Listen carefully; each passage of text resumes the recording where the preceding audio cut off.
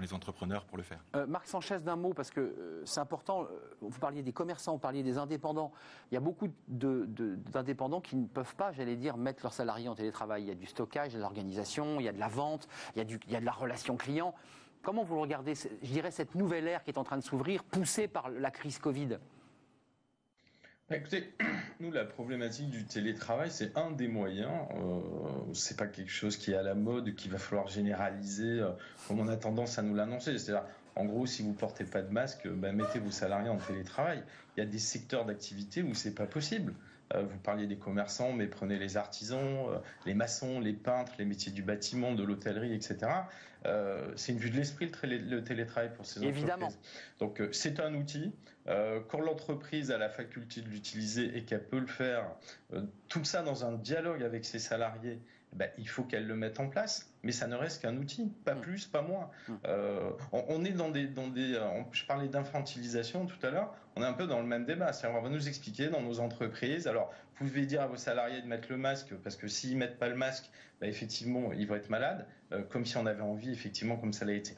Ça a été rappelé tout à l'heure, que nos salariés soient malades. Vous devez organiser, on va dire, les absences de vos salariés ou le fait qu'on est dans une situation délicate en mettant du télétravail, en mettant pas.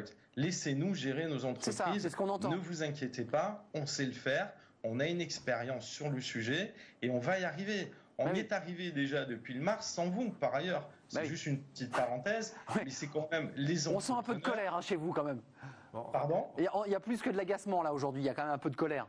Oui, ça suffit parce que ce discours-là, il faut être clair, monsieur, ce discours-là, aujourd'hui, il est en train, très clairement, d'atteindre la consommation et d'atteindre les consommateurs, notamment dans les commerces, mais aussi dans les entreprises, pour les donneurs d'ordre, d'un point de vue psychologique. Voilà. On pénalise par ce discours. Alors, fondé ou pas, ça m'appartient pas de, comment dirais-je, de donner des réponses, mais on crée une psychose à la relance économique. Merci Marc Sanchez. Et ça, c'est pas acceptable. Mais on a bien entendu votre colère et vos inquiétudes. Mathias Battino, avant de nous quitter, un salarié de chez Placement.fr a été contaminé à l'extérieur et vient contaminer votre entreprise sur le plan du droit. Vous allez voir votre avocat, comment vous faites là ?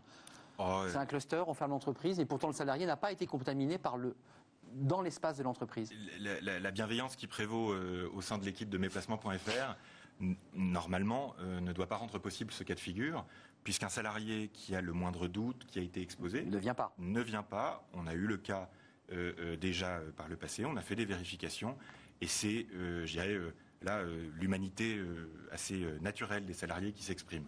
Donc, normalement, ce cas-là ne peut pas se présenter.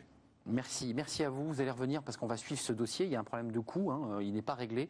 Et puis un problème de délai, puisqu'on ne sait pas évidemment quand va s'arrêter cette mesure qui a été fixée par la ministre. C'est un vrai sujet. Merci Fabrice Allégouët. Vous êtes formateur en droit social, DRH consultant chez Ingenium Consultant. Et merci à Mathias Battino d'être venu sur notre plateau. Vous allez revenir, j'en suis sûr, directeur général associé de Mesplacements.fr. Vous êtes le vice-président de la Fondation Concorde. Voilà pour le cercle RH. Passons à notre rubrique Bien dans son job avec